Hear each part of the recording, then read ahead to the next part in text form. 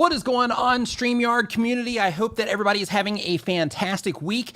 Today in this live stream, we are going to be talking about things that can get your YouTube channel completely terminated, completely wiped off the face of YouTube, and or things that can cause penalties on your YouTube channel as well, in terms of, them issuing strikes or people claiming your income or, things like that around your YouTube channel, or your content just getting limited as well in terms of the promotion or the reach of that content because of some of the things that we are going to be talking about today. Now, some of the information here is things that, I'm going to skip some of the things that we're talking about because things like, politics and things like that, that's not something that really reaches the masses. The things that we're going to be, or that the masses are creating content about. The things that we are going to be talking about today are the things that a lot of content creators are doing on their YouTube channels currently.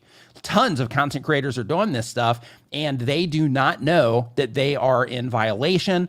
There's a lot of myths around YouTube about things that you can and cannot do. We're going to get to the bottom of that stuff as well, so that you can make sure that all of the time and efforts that you're putting into making video content or live streaming to YouTube is not going to just get thrown out the window because something got violated along the way. So, with all of that out of the way, let's get into the actual content of what it is that we are going to be talking about today. So the very first thing that I do want to bring to your attention is that all of the things that I'm going to be sharing with you today are pulled from the YouTube Creator Academy, which is something that is free and it's provided by YouTube. I recommend if you are live streaming to YouTube or if you're uploading video content to YouTube that you go through the YouTube Creator Academy because it teaches you the best practices of YouTube and it helps you avoid some of the things that we're going to be talking about today.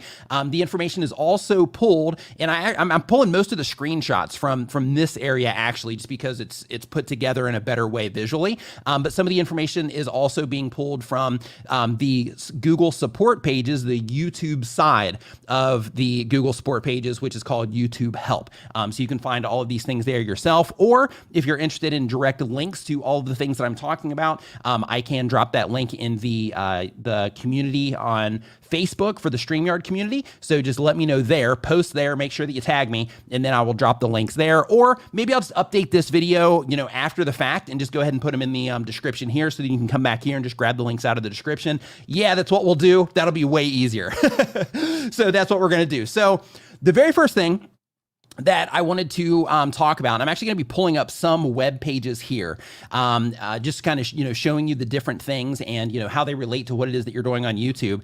But the very first thing that I'm going to pull up here, this is from the Spam, Deceptive Practices, and Scams Policies on YouTube.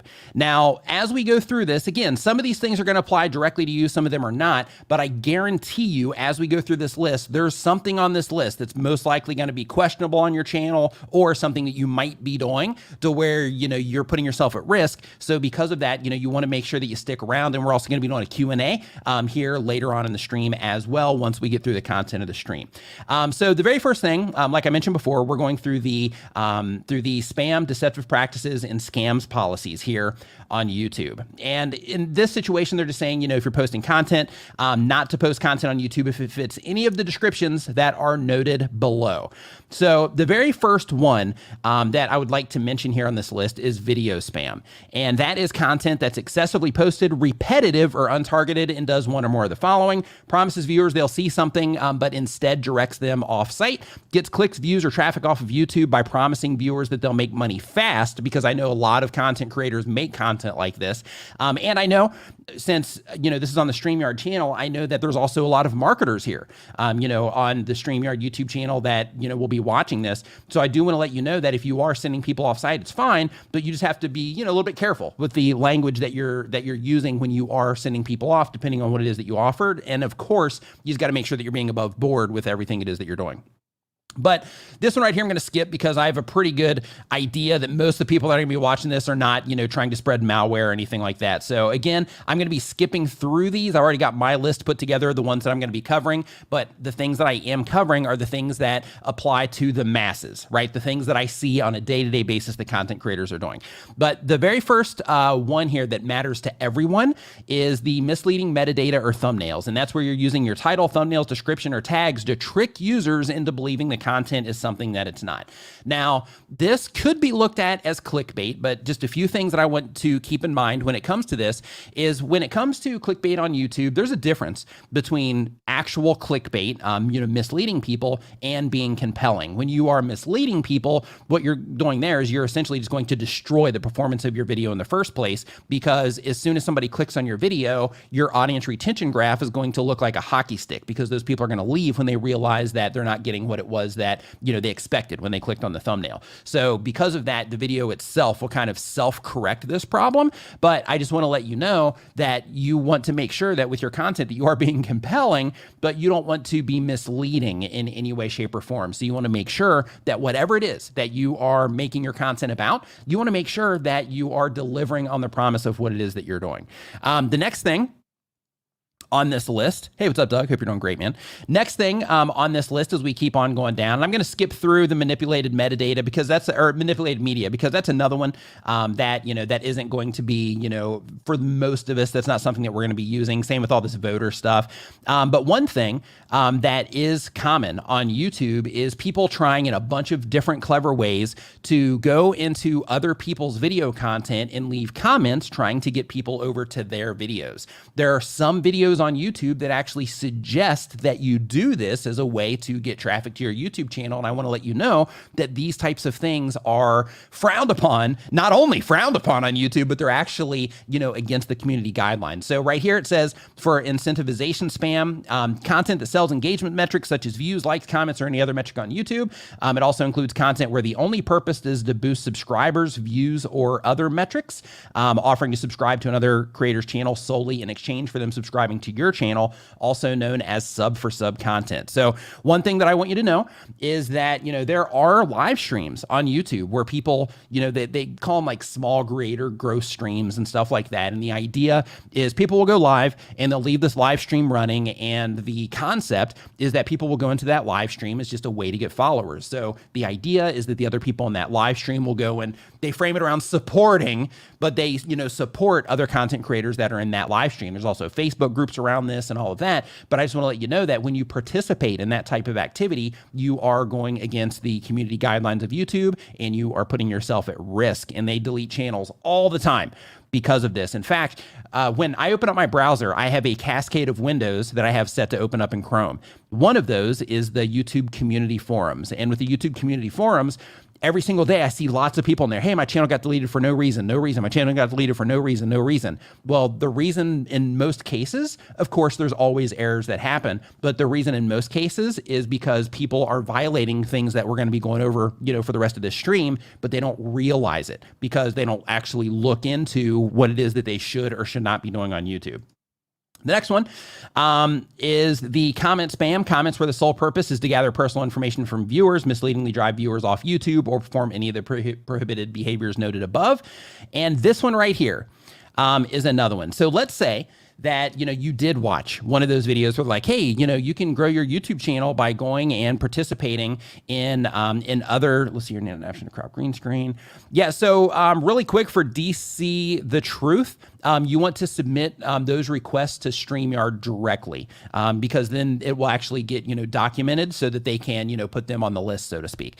But on the repetitive comments, leaving large amounts of identical or untargeted and repetitive comments. So for example, let's say that it's just common for you to just kind of copy and paste the same comment all the time, when you're on YouTube channels and things like that. You want to avoid that sort of thing as well, because in that case, if you're doing it a lot and you're doing it, hey, I'm watching this video for 5 seconds, I'm going to leave a comment on here and then do it again as a way where you think that if you are just going to leave a bunch of comments on YouTube, maybe some people are going to notice your YouTube channel in the comments and then come over to your channel. Well, if you are doing that sort of thing, just as a heads up, you are, kind of running a, you're kind of running a risk. So, because of that, you want to make sure that you're being careful of, those sorts of things as well. But as we keep on going down the line here. So YouTube tells us specifically here in terms of video spam, they say the following types of content are not allowed on YouTube. And it says that this isn't a complete list, right? That leaves them some flexibility when it comes to, getting these things, taken care of. But basically they say here that content that promises viewers that they'll watch something, but instead directs them off site to view, which that one most people aren't going to be doing. This one happens all of the time. I even get Twitter messages where people will say, hey man, I got a question. Me and my friend, we uploaded the same exact video, same title, same description, everything. Their video's doing better than mine. Why? Like I get that on a regular basis, surprisingly. And the thing is when they're posting the same exact content repeatedly across different channels, you are technically video spamming, which can then end up getting the channel or video or both completely deleted and removed from the face of YouTube. So, if you are somebody that is like, hey, I uploaded this video and I'm having a buddy upload this video and then, their friend is going to upload this video, then what you're doing in that situation is you're putting yourself you're giving yourself the opportunity to get banned off of YouTube. So just keep that in mind because that's another thing that a lot of people do. Same thing if you're uploading content that you scrape from other content creators, which this is kind of like an ethical thing. So I know that, most of the people that are going to be watching this, they're not going to have to worry about that one. Same with this one here. But for those of you that do use, like a lot of bots and a lot of, automation with what it is that you're doing, there's things called cash cow YouTube channels where, some people will, try to shortcut things or they try to just mass upload content. And with some of the cash cow channels, the way that they do it is simply through hiring other people to make the content. But then there's other people that take this approach where they make auto-generated content that computers put together. Now there's services that do this sort of thing too, to where you put in the topic and then it'll just spit out, a video for you and you can upload that to YouTube. And it might be like a text slide or something like that with some pretty music, but it's on the topic that you chose. And when you're doing that sort of thing, that's another thing that is, violating the guidelines of YouTube, and you do not want to do that in any way, shape, or form. And then, of course, in this one, everybody wants to make sure that their ears are on for this one. Massively posting affiliate content in dedicated accounts. Now, what that means is, if you are promoting something as an affiliate on YouTube, it's fine. There's no problems with that. There's no, issues that you're going to run into, but you do want to make sure that you are using affiliate disclaimers when needed because the FTC requires that. And in addition to that, if you are promoting anything on Amazon, they require a specific disclaimer. And in addition to that, different platforms, like Walmart versus Amazon, Walmart might require something a little bit different than Amazon does, for example. So you want to make sure that you are compliant with them so you don't lose your affiliate account. And then you want to make sure that you are disclaiming that on YouTube so that you don't have any problems with the FTC as well. But when it comes to this specifically, what this is let's say that you have a bunch of different accounts.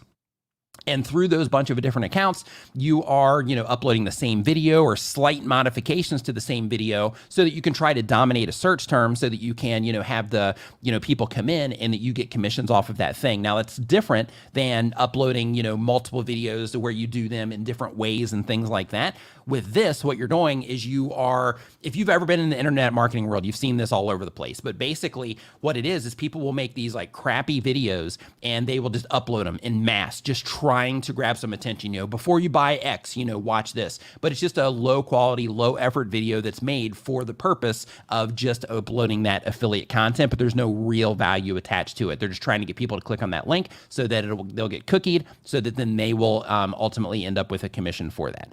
Now, the next thing I want to talk about is misleading metadata and thumbnails. And one of the things here that I want to really bring to your attention, this is one that I see all of the time on YouTube, and I've been trying to spread a lot of awareness about this one lately because it's something that people do and they didn't know that it was not right to do. And huge channels do this. Small channels do this. Everybody in between does this. And as a matter of fact, I have a screenshot here to show you what tag stuffing is. And we're going to unpack this one a little bit because I made a video about some of the things, not all the things, but about some of the things that we're talking about today. And I had a lot of questions about this specific thing. So we're going to talk about this one specifically just for a minute. But basically, on here, the thing is under misleading metadata and thumbnails, placing excessive tags in the video description, tag stuffing, rather than placing them as tags upon upload. Now, let me change the actual screen that I'm sharing here so that I can, let's see here, share screen, share window, and here.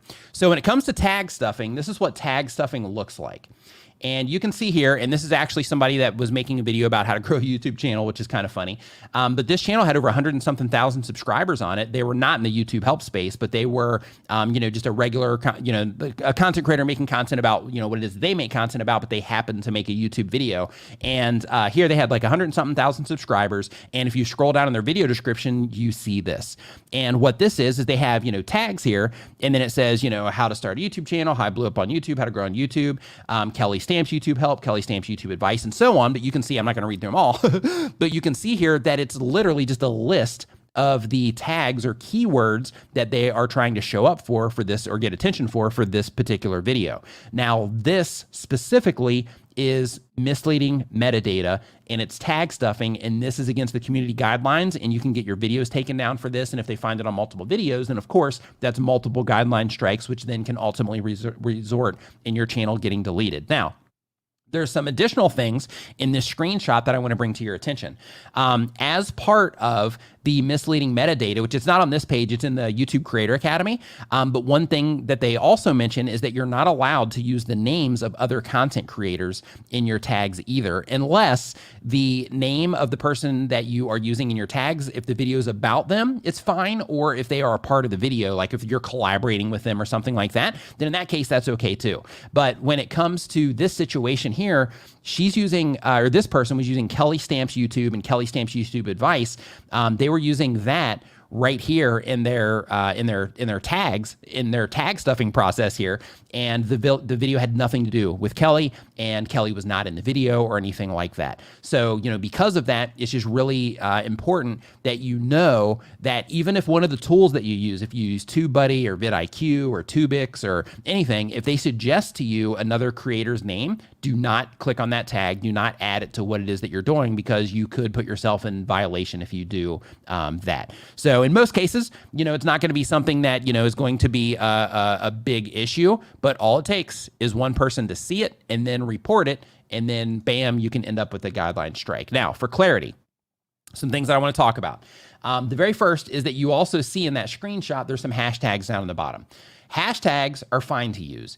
You can stack up some hashtags in your video description. That's perfectly okay to YouTube. However, if you are putting tags in your description, some things that I want you to keep in mind here also. The very first being that the first three hashtags, that you have in your video description, those are the ones that are going to show up underneath the video. Those are clickable. They have their own results pages, which means that you can use those for traffic.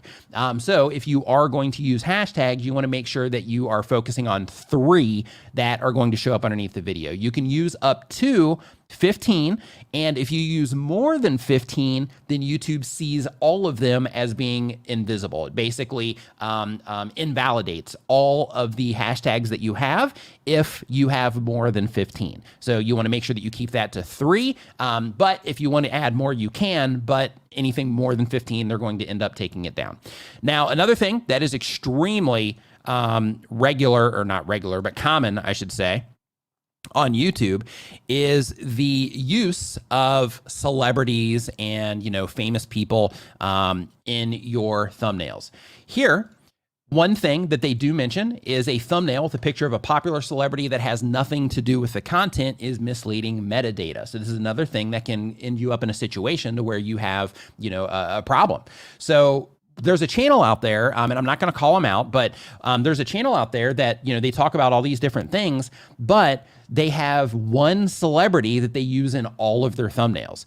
And that person doesn't know, and their channel has, I think it's over 500,000 subscribers on it, if I'm recalling correctly. But their channel uses a celebrity in every single one of their thumbnails, the same one, and it's almost like it's part of their brand. But their channel and the content has nothing to do with that celebrity. That content creator who has a very big YouTube channel, who has lots of success, is literally putting everything on the line because they are in violation of this right here. So, the wrong amount of reports, things like that, they can end up in a situation where they lose everything, all the efforts that they put in, all the growth that they've had, everything that goes around what it is that they're doing, because they are violating this right here. So keep that in mind as well. And really quick, I do want to let you know, if you're just joining the stream, we are talking about things that can get your channel terminated or just what's the word I'm looking for here? Penalized. There we go. Terminated or penalized. And if you have a question about anything that I'm talking about when we get into the Q&A portion for the last half of the stream, just go ahead and write it down now, and then I'll clarify more there. Let's see here. Now, the next one on this particular list was about, using the thumbnails and description tags to trick users. But I know that, nobody that's watching this is trying to trick users. So we're going to skip that one. And they say, especially when it's a risk of egregious real world harm, in terms of, you're trying to like get people, excited to do crazy things and that sort of stuff. But as we keep on going down the page, the next thing to make sure that you are keeping in mind is that things like this. I know a lot of people have videos where it's like, they're in their finance channels, and those finance channels, they're like, hey, you're going to do this and it's going to, bring you this amount of money and that sort of thing. So just a heads up, those sorts of things can also get you in, a little bit of hot water when it comes to YouTube. Same thing here with making exaggerated promises, such as claims that viewers can get rich fast or a miracle treatment to cure a chronic health illness such as cancer and so on. So you just want to make you just want to be very careful about the promises that you're making as well with your content, so you make sure that you don't get yourself in trouble for any of these things. Now, another thing under the incentivization spam, they have here sub for sub videos, and videos that offer likes for sale, of course. And here's another one that I got a question about in the comments of my video, actually. And this is a video that offers, they call it incentivization here, and there's other ways that they look at this as well, but a video that offers to give the channel to the 100,000th subscriber without any other content, for example. Other things is, let's say that you have a giveaway and you say, well, in order to win this giveaway, you have to be a subscriber. That one is also incentivization, and you are running the risk there as well.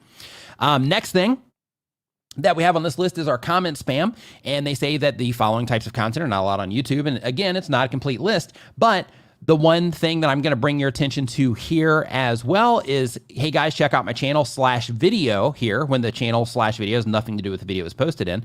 And of course, posting the same comment repeatedly with a link to your channel. So like, just ethically, right? When it comes to YouTube, there's kind of like a creator code of sorts, to where, once you actually get tuned into what's going on, like the last thing you want to do is go into any content creator's comment section and try to pull traffic from it. You want to participate in the communities around the type of content that you have, but you don't want to be a leech, right? Like you don't want to go into the comment sections of other, people that make content like you and try to, use their success as a way to bring attention to yourself through the comments, linking your videos, trying to get people to come and check out your channel, and all of the different clever ways that people try to do that sort of thing. I know in my case, I'm constantly, hiding people from the channel, banning people from the channel, deleting comments, things like that, where people are there and they're clearly trying to, leech viewers from my comment section.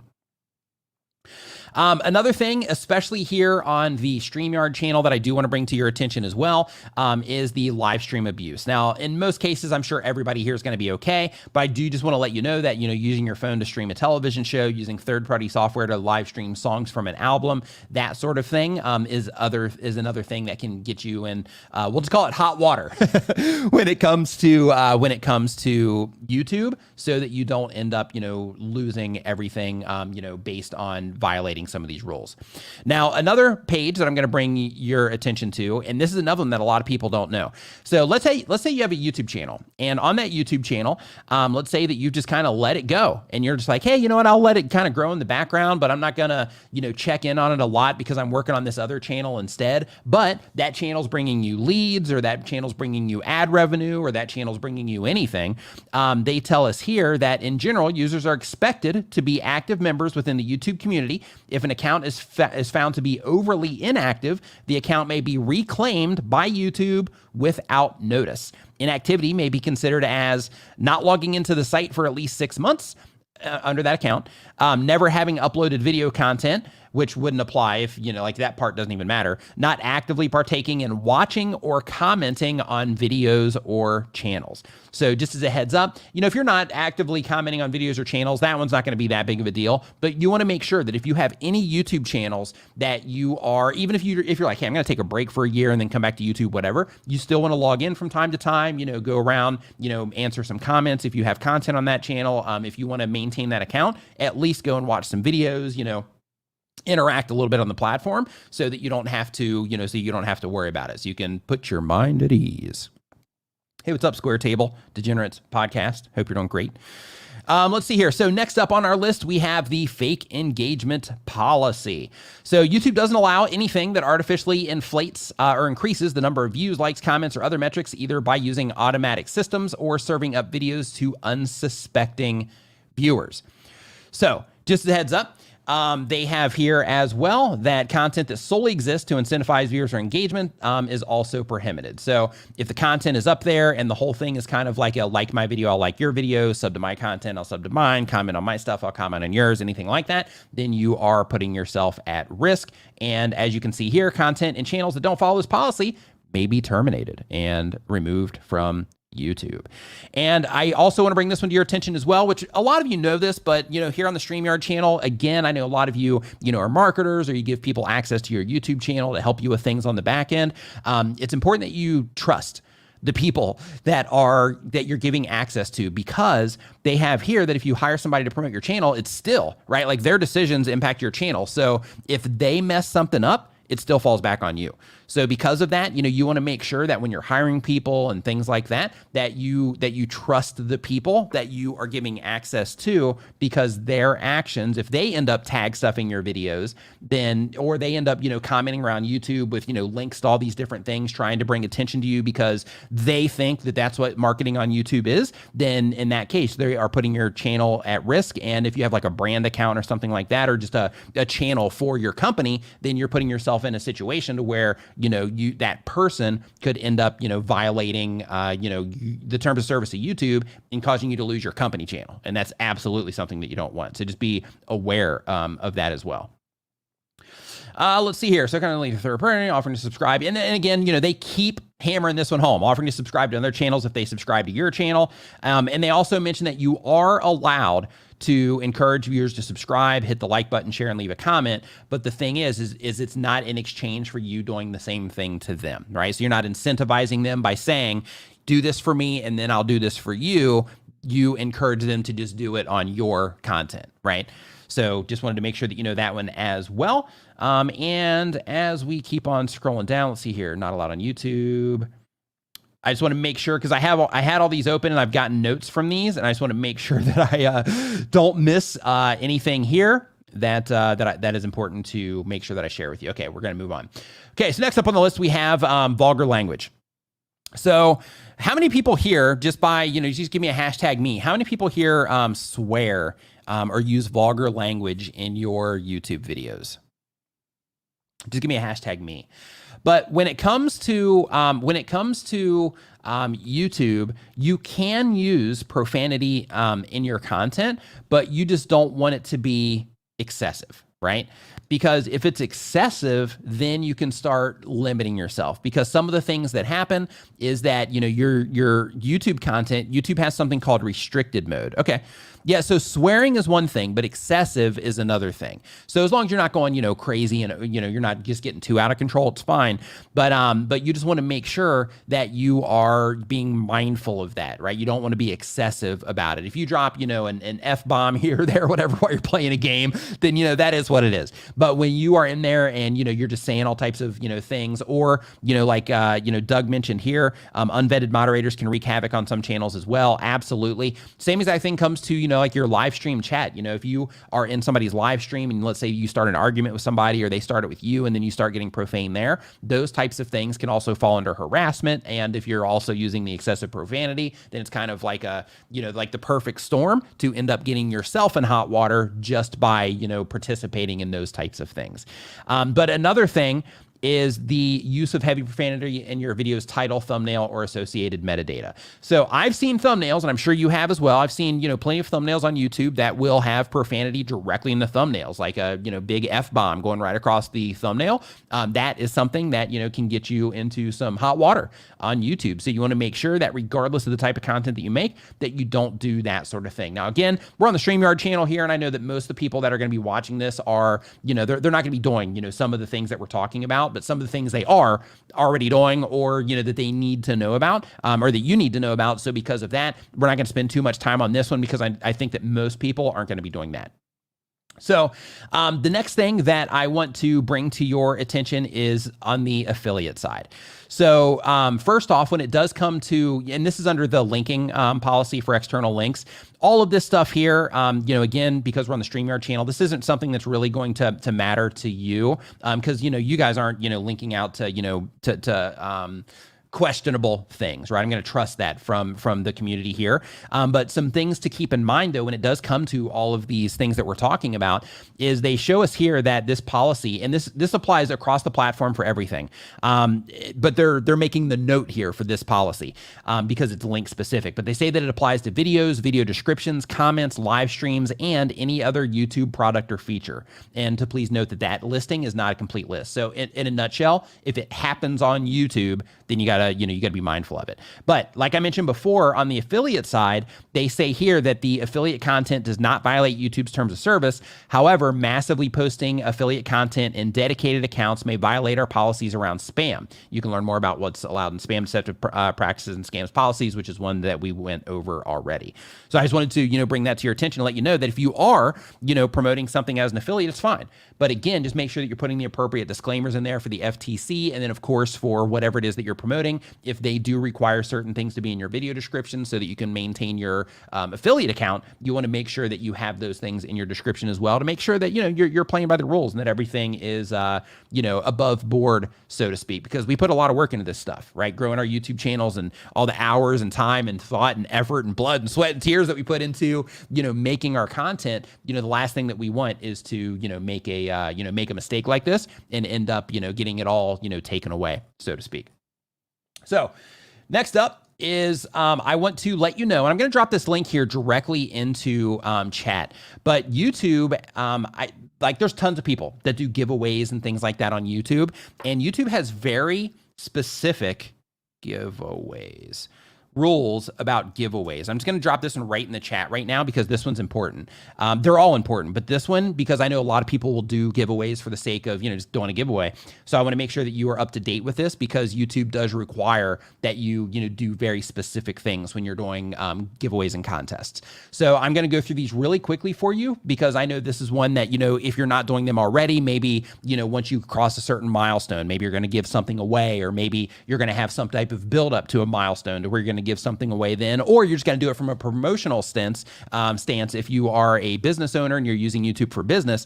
So because of that, I just want to make sure that what it is that you should be doing when you are doing a giveaway. But the very first thing, of course, is they let you know that you have to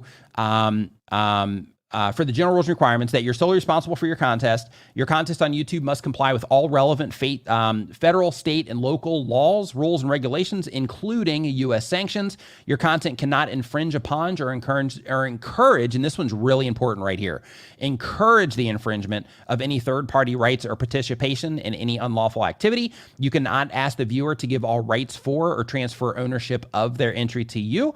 Your contest must be free to enter.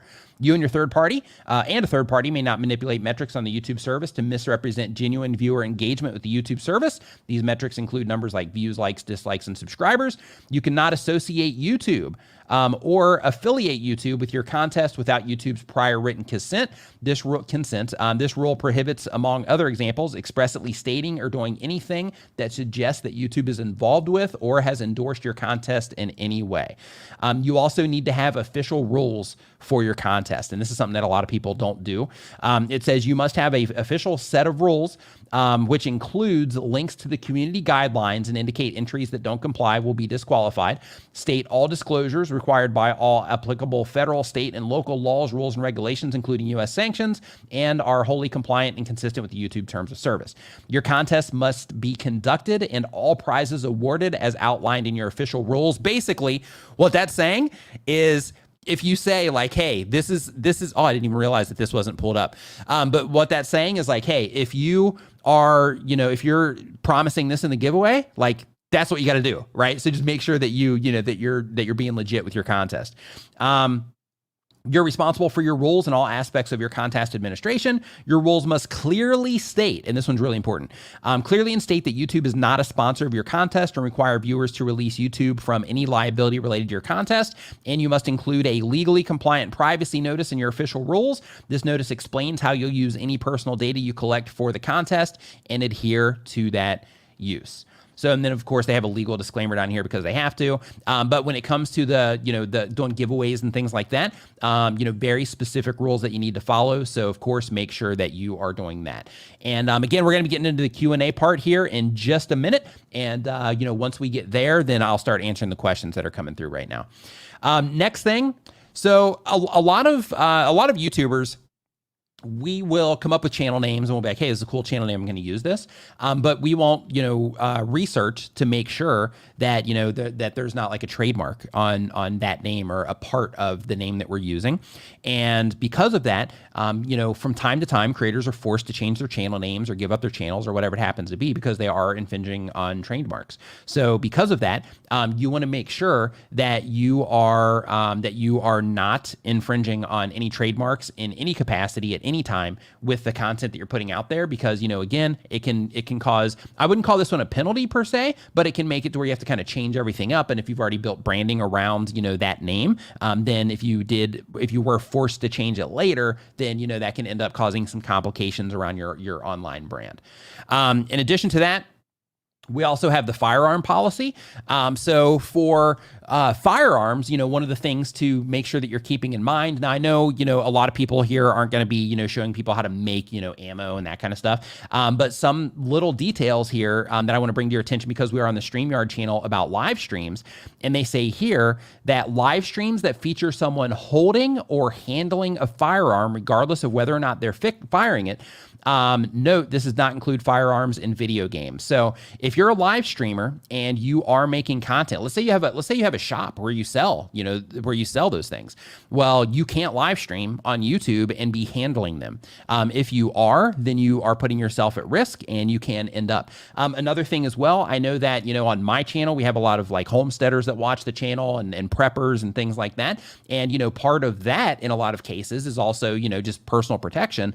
And because of that, you want to make sure that when you are, live streaming on your channel, even if you might talk about that as part of your content, when you're live streaming, just make sure that that none of that stuff is in view, because then you can land yourself in some hot water. In addition to that, they say live streams that feature someone transporting them from place to place, such as carrying them or traveling with them by car, truck, or other vehicle.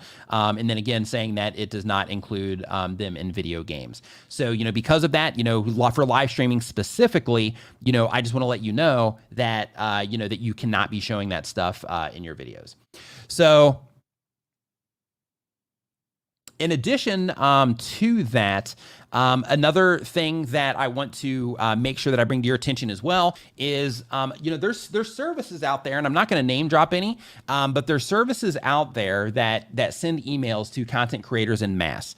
And those services are offering things like, hey, for X amount of dollars, we will guarantee you like X amount of subscribers per month or X amount of views per month. And they'll say things like, the way that we do that is by, sending people, DMs on Instagram or, whatever it happens to be, which is also violating Instagram's terms of service, because then you're spamming DMs, but that's a whole other conversation. But, using any services to, to boost your subscriber counts, your view counts, your engagement, anything like that, YouTube can detect that sort of thing. And when they detect that sort of thing, it puts you in a bad situation because anything that you've gained from it will be taken away. They'll delete those. And in addition to that, you risk, putting your channel, losing your channel, your YouTube channel. So you want to make sure that you're not doing anything like that, that you're not using any service to, to purchase views or subscribers or anything like that, because you'll get yourself in hot water. Also, copyright. We all know that copyright is a thing on YouTube, and with copyright being a thing on YouTube, I mean, it's everywhere. It's copyright law, right? So because of that, a myth on YouTube is that it's perfectly okay to use a very short snippet of a song or a very short snippet of a movie clip. And I just want to tell you that in some cases, the movie clips can fall under fair use. The music never does, but in some cases, the music can fall under fair use, the clips can fall under fair use, but not all cases. So let's say that if you are making a video and then you drop in a clip just to add some comedic value to your YouTube video, that is not okay, because you don't have permission to use that clip. And even though it's a short amount of that clip, you're not talking about that clip or, anything like that. And you are including that, and you're violating copyright by doing that. So you want to make sure that you are avoiding using anything in your videos that you do not have the rights to, or that you didn't create, or that you didn't purchase the license for. Doesn't matter what it is, unless, of course, you are using it in a fair use capacity. If you are using it as in a fair use capacity, then in that case, contact a copyright lawyer and make sure that they work back and forth with you and are very clear with you on exactly how your content falls under fair use. Because in the event that you start getting copyright strikes and then you dispute those copyright strikes under fair use, that lawyer is going to have to defend you in court if that company, pursues legal action on you. So because of that, you want to make sure that you get ahead of that issue. And instead of saying like, hey, a bunch of people just do reactions on YouTube, so I'm just going to do reactions on YouTube because other people do it, so it's got to be okay. Instead of taking that approach, take the approach of, okay, I'm going to contact a copyright attorney so that I can show them the idea of the content that I have, and actually put a piece of content together, run it by that attorney, say, this is what I'm doing. Would you be able to defend this as fair use in a court? And if they say yes, then in that case, they've got your back. But if they're like, then you're going to have to come up with a different type of content or a different way of doing that content to where it does fall under fair use. So even using little snippets, like, 3 seconds or 5-second snippets of a popular song in your intro, that's also not allowed.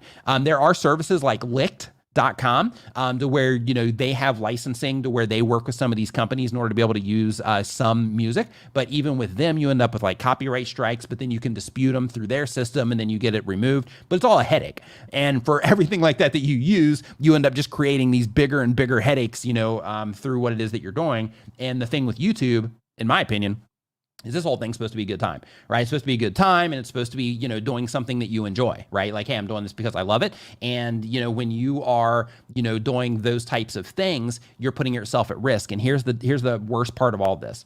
So as part of the YouTube terms of service, if you end up losing your YouTube channel due to copyright, or really for community guideline strikes or copyright strikes, then by their terms of service, you're not even allowed to have another Google account. So that can ripple through all of your Google accounts, which means your Google Calendar, means your Google Photos, means your Google Drive, your Google Docs, like all of that stuff that you depend on Google for. If you violate these things, then it can ripple through your entire Google account. So it's really important that you make sure that you are on top of these things so that you don't end up in hot water and losing, all of that access to all of those things that you've been creating, over the years through your Google account. You do it. What's up, man? Hope that you're doing awesome. The J Vlog, what's up? Hope you're doing great. So another thing too, and I'm just going to bring this up, is J Vlog's mentioned here that he's getting slammed by some company that's claiming the music was copyright free years ago, and they're older videos. So with all of these things, just as a heads up, J Vlog, so some of these things can take time. Like I had a video, just to give a personal example, I had a video on my YouTube channel where I was showing people how to download a thumbnail. And this is before you could just download it directly inside of YouTube. It was within the first like 5 videos on my channel.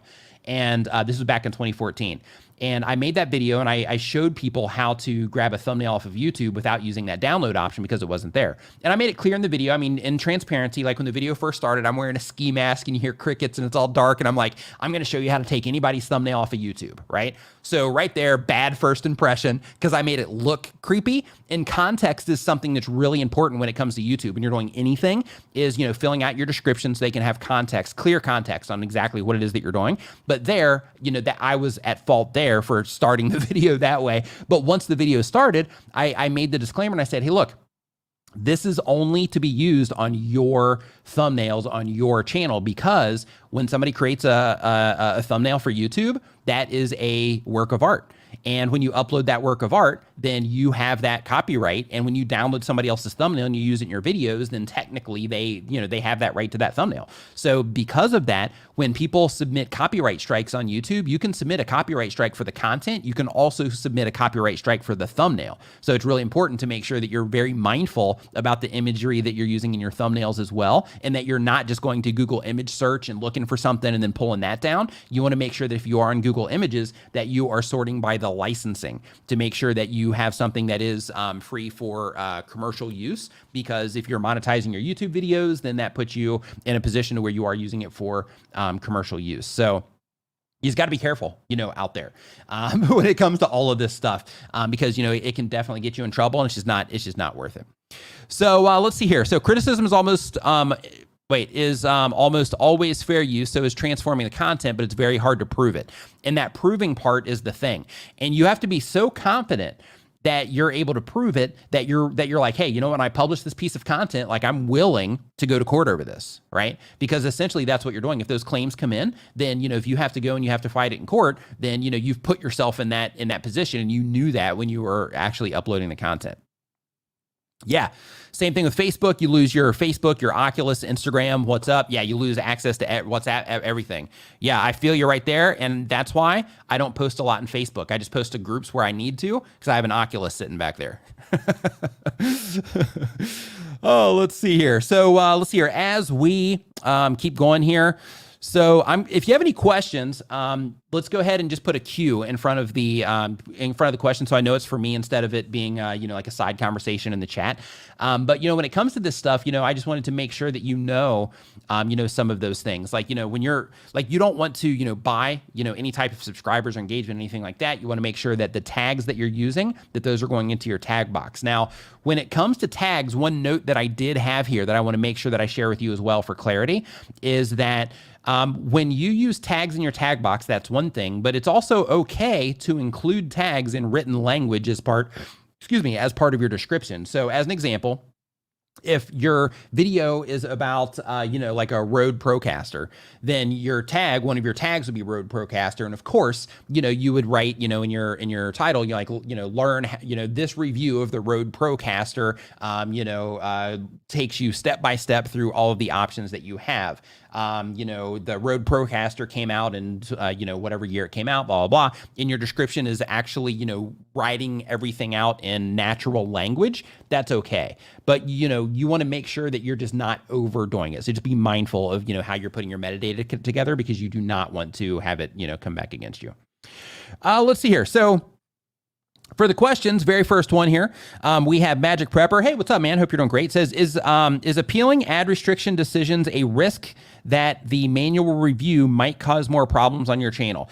Yeah, so when it comes to any of these things, like when you do dispute them, you have to be very confident in the dispute and their system being wrong, because depending on what it is, if you lose that dispute, it can also cause problems for you. So absolutely, you have to make sure that when you do get a dispute, that you are that you're 100% like, yeah, this absolutely, I had permission for this. I can use this. I know I can, because if not, then you can get yourself in a situation.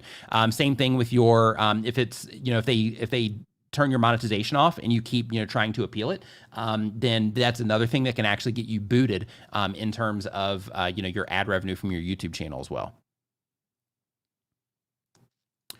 Yeah. So this right here, That is what he's saying in this situation is he's not saying that he's going to give that subscriber a penny per view, and I think this is how he's getting around it. He's not saying that he's going to give them not even a penny, but he's not saying that he's going to give them that money. He's saying that he's going to give it to charity, and my guess is that's how he's getting around it. Technically, because he's saying that it's that he's going to do it for every subscriber. If they wanted to lay their hammer on him because of that, then he does kind of open himself up for that. But I mean, he's Mr. Beast, and he makes them a ton of money, so he's probably going to get away with more than you or I would on YouTube. But I guarantee you that before they publish content and that sort of thing, that they have somebody that they clear that sort of thing with to make sure that they're not in violation, because YouTube is his jam, and I'm sure he doesn't want to mess that up either. So I'm sure they get cleared for things like that. Let's see here. What about old videos that have copyright music? Should we unlist them or remove them? Absolutely. Like if it hasn't gotten hit yet, I would completely unlist them, or I would actually delete them off of YouTube, because the thing that I was talking about before, and I got off track. Imagine that, but I got off track. Is that first video where I was showing people how to download thumbnails. There in that video, even though I started it a little bit shady and I made that disclaimer saying that, people are not allowed to, or, that you can't use other people's thumbnails, that this was made for you being able as a content creator to download your own thumbnail so that if you wanted to make the reference to it in a video or something like that. And it took 4 years for that community guideline strike to show up. Again, it was within the first 5 videos on my YouTube channel, and I got hit for it 4 years later. So, sometimes these things can just take a while, or it might just need just enough reports or that one person that reports the content to bring it to either a manual reviewer's attention or just to kind of put it into the system for a review. And like those things that you do today and those things that you did years ago can catch up to you today. Same exact thing goes. I had a video where I had a guest on. It was actually a live stream, and they gave me a promo clip to use in that video. And that was 2 years ago, 3 years ago now, I think. And I got a copyright claim, I'm sorry, for that last year. So, these types of things in some cases can come to get you later. Now, what happened in that scenario is that the tracks, the people that were policing those tracks, or the people that were, basically tapped into YouTube's content ID system, the company changed who they were using, and then bam, it caused that strike to take place because it happened in my video. And here's the kicker: that video was unlisted. So it got that claim on it, and it was unlisted. And just as a heads up, in case you don't know, when it comes to YouTube, there's copyright claims and there's copyright strikes. An easy way to remember this is a copyright claim, they're claiming your ad revenue. A copyright strike, they're putting a strike, right? They're causing harm against your YouTube channel.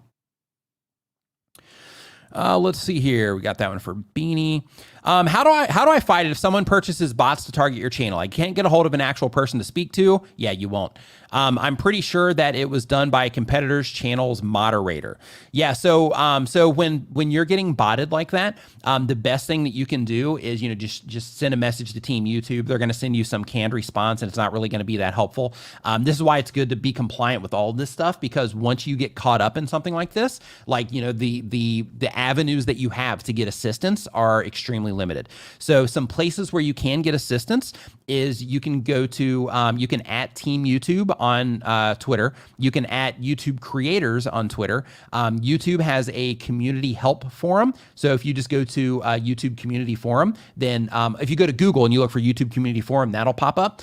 And depending on your channel size, if you have over 100,000 subscribers, you can actually have direct chats with a support team at YouTube that can help you through some things. And unfortunately, you lose that. If you run into a problem, it's gone.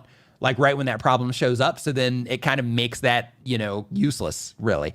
But in addition to that, you can also, if you go to the help section inside of your YouTube Creator Studio, basically go into your YouTube Creator Studio.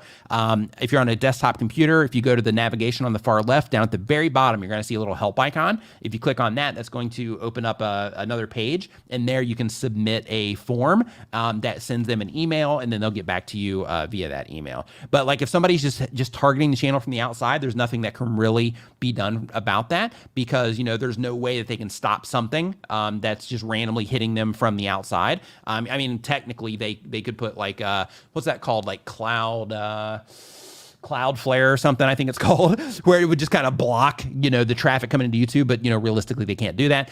So, because of that, you have to just kind of take that hit, and then hopefully that person will lose interest over time. Or that once you bring attention to like YouTube or whatever, if they have a way to, keep that in consideration, I don't know if they do or not. My pleasure. Let's see here. Any more questions? How do we find Mr. B? So Snap, I need to do this then. I know some charities that need some money. Let's see here. Should we care about copyright claims? Me personally, I like to keep things as clean as possible. So copyright claims, they're claiming the ad revenue. So with that, you can use it to bring, depending on what it is that you're doing. So let's say that you're doing covers of songs. When you're doing a cover of a song, you are most likely going to lose the ad revenue on that song. But if it's a really good cover, it can bring a lot of attention to your YouTube channel. So, you just have to kind of balance out what's worth it for you and what's not. And it's also really good practice to make sure that you're researching the rights holder of the song that you're going to be using, because different companies handle things in different ways. Some companies will claim your ad revenue. Some companies will issue a strike on your YouTube channel and force you to take the content down. And if you get 3 of those strikes within a 90-day period, your channel's gone. So because of that, and it can all happen in the past. So let's say that you do 3 cover songs 3 weeks in a row, and it's a month later, or 2 months later, or 6 months later, and then all of a sudden those strikes come in. They're like, oh, hey, this channel used this song of ours, this song of ours, this song of theirs, and this song of ours. And then you end up, losing your entire channel because they just hit you with like 4 different strikes, or 4 different, copyright strikes. So, it's really, you got to make sure that you're doing the work to make sure that the stuff that you are using is clear. So YouTube used to have, they don't anymore, but they used to have inside of the YouTube audio library, which is free music for content creators for YouTube. You're not allowed to use it on Facebook or anything like that, but for YouTube, the YouTube audio library, they used to have a section where you could look at the rights for the songs, and it would tell you exactly what would happen if you use that song. So let's say, for example, if you were going to do like a Run DMC song, right? Let's just make myself old school here.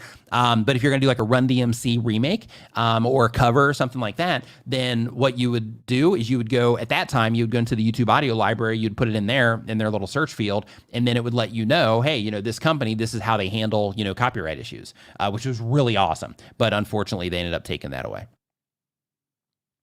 Can copyright strikes come on content that is already up on your channel at a later date? Yes. Or do you get a chance to take the video down? Absolutely. Some things that you can do when you get claims or strikes is that, they do give you the option now to, cut out parts of video and silence parts of videos and things like that. But again, if you get hit with multiples at one time, then you're going to put yourself in a situation where the entire channel's down. And it's going to make that hurdle that you have to overcome way bigger, right? So it's going to take a little, anthill and turn it into Mount Everest in terms of the efforts that you're going to have to go through to get your channel back. Let's see here. Will gameplay imagery be okay in the future? So gameplay imagery, depending on what companies that you are streaming, if you're streaming it or making videos about it, some companies are totally cool with, people, playing their games and all that, and it's fine. Others, are a little bit, or have been in the past, a little bit more difficult, but even them, like Nintendo, for example, like they're being, more compliant now also, or just being a little bit more free.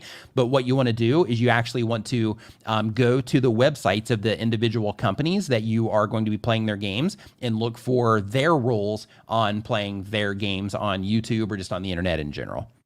Other things to keep in mind as well is some of the music. So, for example, if you play Fortnite or Grand Theft Auto, anything like that, when you hop in a car, music starts playing. So if you hop in a car or, another vehicle, depending on, what game you're playing, but if you hop in a car, music starts playing. And when that music starts playing, some of that music can get you into trouble. So because of that, you got to make sure that you are, being extra cautious there as well. Yeah, so you get 3 copyright strikes in a 90-day period. Yeah, so it's 90 days. So basically you have a rolling 90 days. So if you had like a strike today, then you have 90 days for that strike to kind of fade away. And then, if you got another one, then that would still be, 1 technically. But here's where things get complicated is, if you have a lot of copyright claims on your channel, or you have a lot of copyright, or if you have, a handful of strikes on your channel over a long period of time, and let's say that you are approaching your, 100,000 subscriber milestone, those types of things can also cause you to not get a play button button. They can cause you to not get that check mark next to your name, that sort of thing. So you want to be really careful. Same thing goes for getting into the YouTube partner program. If you're not monetized yet for ads, those things can also prevent you from getting into the partner program. Yeah, so Dimebag Darren Lowe says that the Beatles and Guns N' Roses, their rights holders will strike you. Yep. Let's see here. I got 10-minute videos and I uploaded to YouTube and I edit the important one. It makes 5 minutes and I uploaded it. Is this reuse content? Hold on. 10-minute videos and I uploaded to YouTube and I edit the important one.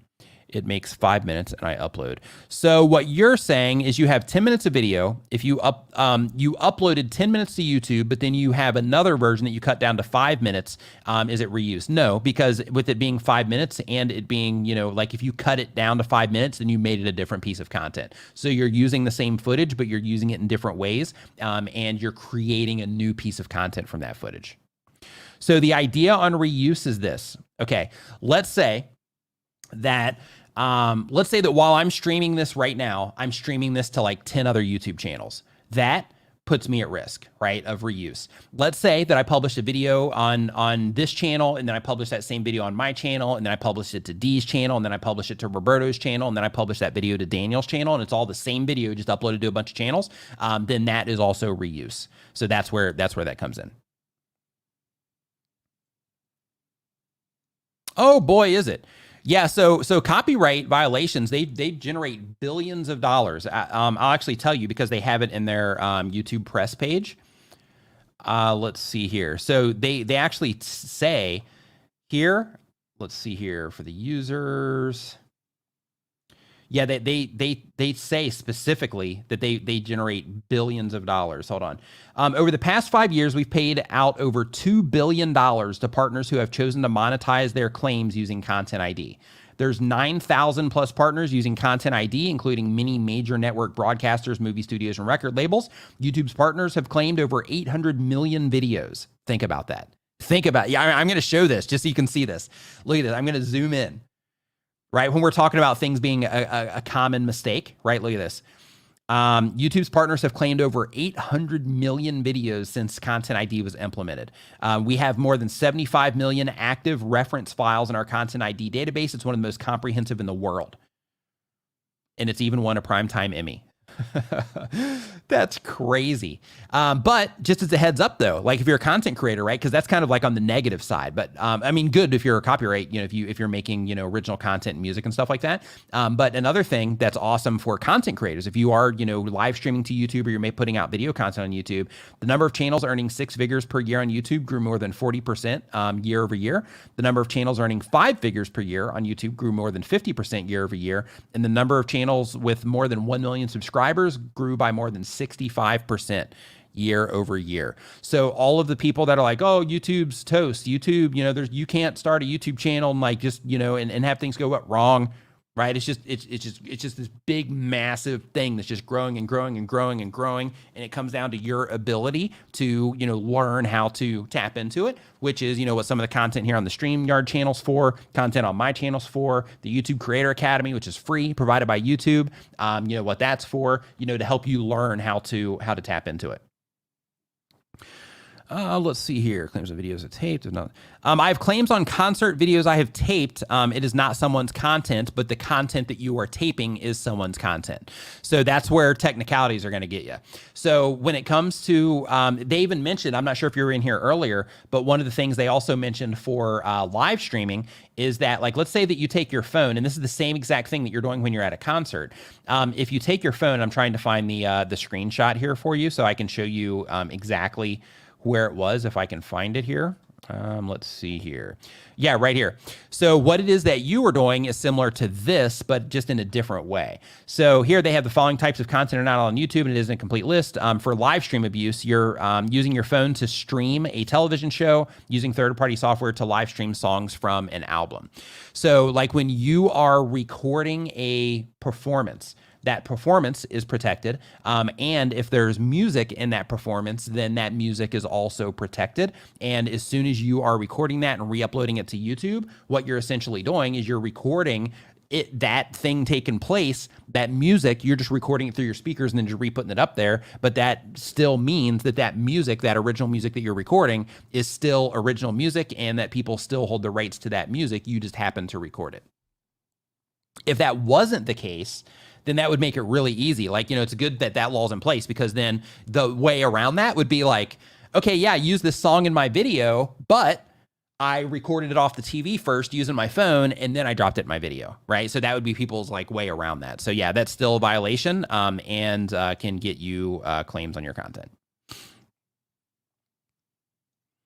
Let's see here. I'm a photographer. What about using another YouTuber's name on the title if you are talking about them or shooting in their style? Shooting in their style, if the entire video is about them and their style and how to shoot like they do, that one would make a little bit of sense. Of course, all of this is like gray, right? So like, I recommend that you get like an official word from YouTube, which you'll never get, but I just recommend that you try to go that route. I've tried to get official words on like a bunch of stuff, related to, what it is that I do, and I can never get, anybody to say like yes or no. But here you say that you're a photographer and using another YouTuber's name on the title. So if it was, how to make a background like Nick Nimmin, perfectly fine. If it was, how to make a great, how to make a good looking YouTube background, and then it was just like, you had Nick Nimmin in there just for no reason, then that would be, improper. Same exact thing with the tags. If it was, how to make a background like Nick Nimmin, then if you had my name in your tags in that case, that's fine, because the video is about me, and you're making, you're showing them how to do what I do, right? Or how to set something up to where it looks like something that I have. So it's about me. But as soon as it's not about that person, or they're not involved in some way, that's where you start running into problems. If you're just shooting the video in their style, not good enough. It would need to be about them, about how they shoot it or something like that, in order to, to be a little bit on the higher side of the gray, to make sure that, that you're being as compliant as possible there. Aussie K-pop mom, what's up? Hope that you're doing great. Thanks for swinging by. Let's see, our StreamYard has a bug, and it's a lag share screen for me, and my internet is fast. Yeah, so if you go to the, they have a Facebook community. If you just look for StreamYard community on Facebook, then that's going to pop up. You can make that post in there. And then the StreamYard staff reads that, and they can, send you in the right direction there. Or you can just go to their support, send their support email, and then they can get you taken care of there. One thing that you might want to try is turning on or off hardware acceleration in your browser. If you're using Google Chrome, in order to find that, you click on that 3-dot menu up in the very top right. You go to settings, go down, scroll down, then click on advanced. I think it's down here somewhere. And then you turn, use hardware acceleration when possible. I have that on. But depending on what's going on in the software that I'm using, I've had some issues, not with StreamYard, but just with other random stuff to where I've had to turn that off from time to time. So just as a heads up, you might want to try that first and see if that helps at all. Let's see here. Photographer, we got that one. It seems that a completely arbitrary as to what a strike or what a claim is. There are black and white definition or way to avoid it. Okay, a claim is when a company is claiming the ad revenue from that song. If you're not in the partner program, then they're going to start running ads on that. I mean, they're doing that anyway, but the company will get the ad revenue and not you. And the bad thing about that is, let's say you put out an awesome video and it goes viral, and you just had to use this song that you didn't have the rights to, and then they're claiming all that ad revenue where you could have made, thousands, or depending on how viral it gets, like tens of thousands of dollars on that video, and you don't get any of it, which kind of sucks. But that's the penalty for using other people's music. When it comes to a strike, the difference is it's just two different ways of handling it. The claim, they just take the ad revenue, you just keep on trucking, not a big deal. With the strike, the video gets taken down, and that penalty is put against your YouTube channel. And when that penalty is put against your YouTube channel, then at that point in time, that's when things can start, changing. We'll just call it that, changing on your YouTube channel. And if you get 2 more, then you can get your entire channel taken down for it, if you get those within a 90-day period. But they're completely different things. One's claiming it, the other one is actually striking it. So the difference is, some companies are fine with just taking the ad revenue. Some people are like, hey, this is our stuff. We do not want you using that on YouTube. Let's see here. This is insane. If you're talking about the copyright thing and recording concerts and stuff, like it seems like it, like I'm with you on that a little bit. But on the other side, it's kind of like, if you made something and, like for us as content creators, like we make stuff and we put stuff out there and we're not, real, I'm not really sure the word to use for this, but we're not really, we're not trying to get every single cent possible from the content that we're putting out there. Record companies, for example, the way that they make their money is through, people streaming their music and things like that. And as soon as, you record a concert and you put that up on YouTube, as soon as that happens, then people can start streaming from your YouTube channel where their income source is directly impacted because that content is now on your YouTube channel where people can go and stream that from the concert instead of streaming it from whatever sources that they have. And you are literally causing a loss for every person that came to that video to listen to that. So, I like it's definitely like it's complicated, right? It's complicated, but I understand why, for the companies that that have built their entire companies on needing those streams and things like that. Like I get it, but it's definitely it can put content creators in unfortunate situations, especially like the thing for me about all this stuff is like, yes, as content creators, it's up to us. Like we hold the responsibility to educate ourselves on these things, and if we don't, then, it's just like walking, down the street and doing something that you're not supposed to do and then saying like, oh, well, I didn't know I wasn't supposed to do that. Ignorance is never a defense. So because of that, for us as content creators, it's important that if we're going to be doing this and we're going to be doing it seriously and we're going to be live streaming to YouTube on a regular basis or putting up content to any platform, because the rules are the same. It's just the systems are different on how it's detected and how they deal with it and stuff like that. But when we're uploading content to all these different platforms, it's the responsibility lies on us to make sure that we're compliant and that we're not doing anything, illegal or anything that, that we're not allowed to do from a legal perspective when it comes to licensing related to copyright. Beanie Draw says, so I'd be cool to take 1 minute out of an already uploaded video of mine and turn it into a shorts clip. Totally. I do that with live streams too. They actually recommend that with live streams. Let's see here. If you have long live streams.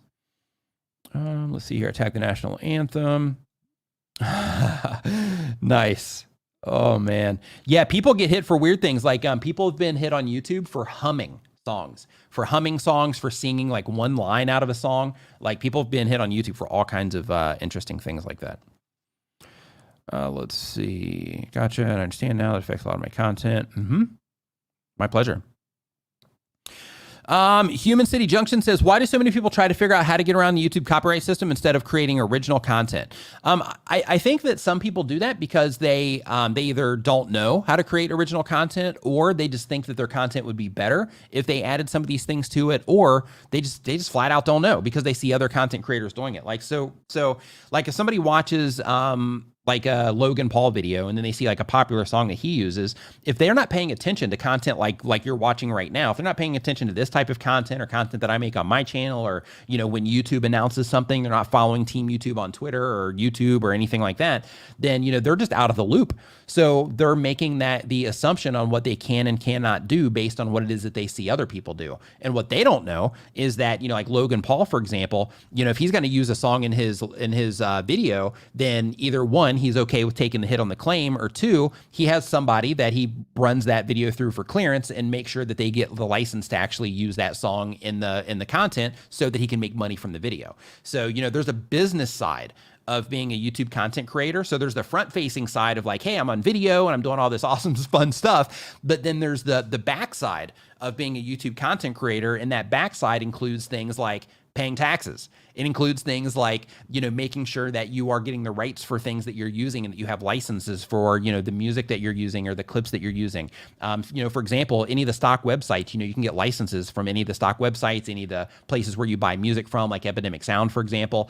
You can get licenses from all of those places, so that in the event that you do run into a problem, and all of those places run into problems from time to time. So, like Epidemic Sound, sometimes people will get strikes there, but as long as you're a paying customer, then all you have to do is you just have to, dispute it. But you just let them know, and then you dispute it, letting them know that that you're a paying customer. They verify it, and then you're good to go.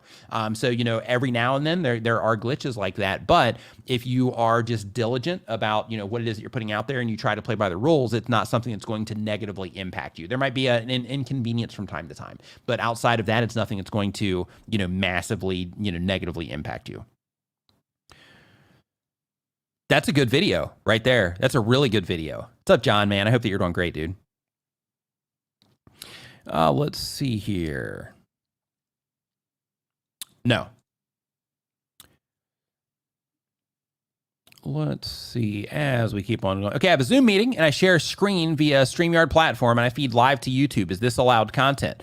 So I've actually been doing that from the YouTube help pages during this stream. So one of the things that they do mention in one of these pages is that, showing web content and just like sitting there, like reading through web content and that kind of thing, that can be like a little bit risky. But if your entire content isn't you just sitting there reading, if you're reading a book or you're reading, pages off a website, but you're just making the references like, hey, here on this website, they say this in this part of the, this part of the article, this is what they're saying. And you're just taking little excerpts out of it. Then you're fine there. But what I wouldn't do is I wouldn't, pop up the screen and like start reading through the New York Times. Because then, if you're like, hey, I'm just going to start doing audio versions of New York Times every day, then in that case, you might be putting yourself at risk. No. Yeah, don't eat, like, here's the thing. If you don't own it, or you have not bought a license to use it, then I don't, like, there's no reason to try to get around it. So here, when you're saying, can I live stream a movie or TV show without showing the picture, they still have audio. So basically YouTube, just as a heads up, for everybody here, like if you're live streaming or uploading video content, while I'm live streaming this right now, YouTube's system is logging every word that comes out of my mouth. Some of them will get messed up, in the translations, and you'll see that in the captions, or not in the translations, but you'll see it in the captions where some things will get messed up. But they're logging every word that comes out of my mouth in real time, and they're also, like, their system is also taking pictures of every single frame that's happening right now, and it's detecting the different things that are happening on the scene. So if I switch the camera and then I start looking at my Rode Procaster, their system is going to identify that this is like an audio device. It might even say something about audio equipment. It might say something about, here, let me do it this way. So there's something called Google Cloud Vision, and I'll actually show you what this is real quick before we do this. And this is really helpful for thumbnails. So if you make content that is like controversial or in any way or something like that, if you go to Google Cloud Vision, which is this right up here, then what this does, and this is for Google, but they use this technology on YouTube also. But basically, you can upload thumbnails here, and I'm just going to grab a random picture off my computer and drop it in here, and we're going to see what it says. Let's see here. But basically, what it does is it looks at what is, what it's presented, and it gives you direct feedback on what it is that's presented. It reads words and thumbnails and things like that too. So let's see here. Let me just grab a random thing here. Here, let's grab like an excited, picture I'll just grab a thumbnail. And we're just gonna pull one of my thumbnails over here. Let's see what happens. Okay, so I'm gonna pull this up here, and then we're gonna see as this whole thing goes together. I'm just gonna keep talking here while this is still, processing it. But you can see here, they're reading my expression, and they can tell that I'm surprised, right? So they can see the actual, face that's in here. They can see, it's possible there's might be a little bit of anger, but very likely that this is surprised. If you look at objects here, they see that I have glasses, and they see that there's a person involved.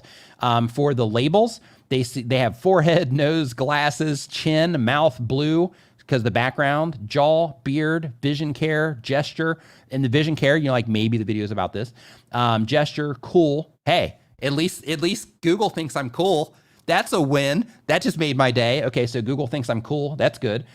T-shirt, facial hair, font, happy, eyewear, mustache, electric blue, smile. But anyway, it kicks back all of these different things, right? And it's funny, they put audio equipment in there. It's almost like they're listening to me. Da-na-na-na. But they can also read text, right? So here they say, hold on. Here, this is how. TS, I'm not sure what that one is, and then you can do it. So they're also reading some of these little things down here too. That's where that TS came from. But they're reading, this stuff. They share the dominant colors, and this is really important when it comes to YouTube. They have the safe search also. So here, if you're uploading a racy thumbnail, then, that's something that can cause your video to get restricted because, if it's a racy thumbnail, then they might not want to show that to a younger audience. Same thing with violence as well. And if it seems like it's adult related content, then that's another thing that can cause them to show your content to, not as much of, not as wide of a range of people because it, comes up as, violent or adult or racy or something like that. But this happens on the video side too. So one cool thing, because I don't use the video tool, but one thing that Daryl Leaf showed was really cool at Vid Summit in 2019 was in Mr. Beast's videos, like he took a screenshot of one of theirs and it was showing like the parking lot that he was in, it was showing a car, it was showing the store, and it identified that store as a grocery store. And this is all from the video content. So, like all of the different things that you're doing in your YouTube channel and in your video content and live streams, it's all being detected in real time. So if you're trying to, be clever and you're trying to, just put the audio up without the actual, TV imagery, then, like their system will detect that. It might not be right away, or it might, but once it does, because, keep in mind, this stuff is always learning and it's constantly getting better. Every single day, it's a little bit better. So if it doesn't detect it now, then, 5 years down the road, when this system is like really like just off the charts awesome, then you might end up having those claims come 5 years down the road after you have 200 or 300,000 subscribers on your channel, and then you lose everything because you wanted to risk putting a audio from a TV show in there. Let's see here. So meeting on a share screen with YouTube. Okay, we got that one taken care of. Can you get a strike or claim from only the audio portion? Yep, absolutely. I've never had strikes, but claims. However, it is the minutes I need before I hit 1,000 subscribers. Okay. Then we've got, let's see here. That's exactly why, John. Hey, we got Daniel Batal in the house. What's up, dude? Hope that you are doing awesome. Saying he's here to get his learn on. Let's see here. So with Adobe accounts and Epidemic sounds holders, are we still risking our content? So the thing that you can run into there is that you might catch a copyright claim. I've been fortunate to where I haven't had one from Epidemic Sound yet, but I know that there are reports of them having that happen, but it's not an epidemic. But basically, when it comes to that sort of thing, as long as you're a paying member, then it's an easy dispute. So it's a little bit of an inconvenience if it happens, but since you're a paying member and you can prove that, then you can dispute it and you don't have to worry about it, no impact whatsoever. But you have to make sure that you just keep your subscription current at the time of upload. After you've uploaded it, it's fine as long as you uploaded it while you were a paying subscriber to Epidemic. All right. Can a video get a claim now, later be changed to strike randomly if they decide? Once they issue the claim on it, then the claim is on it. So that one is handled in that situation. Let's see here. All right. So I hope everybody enjoyed the stream and that you got some, solid information out of here today to protect yourself on your YouTube channel. Again, if you are not a StreamYard user, you can try StreamYard for free. There's a link in the description below, or if you just go to StreamYard.com, that will take you to the right place. And besides that, I hope that you learned something here in today's stream so you can keep your channel safe. And everybody have an awesome rest of your week, and I will see you next time.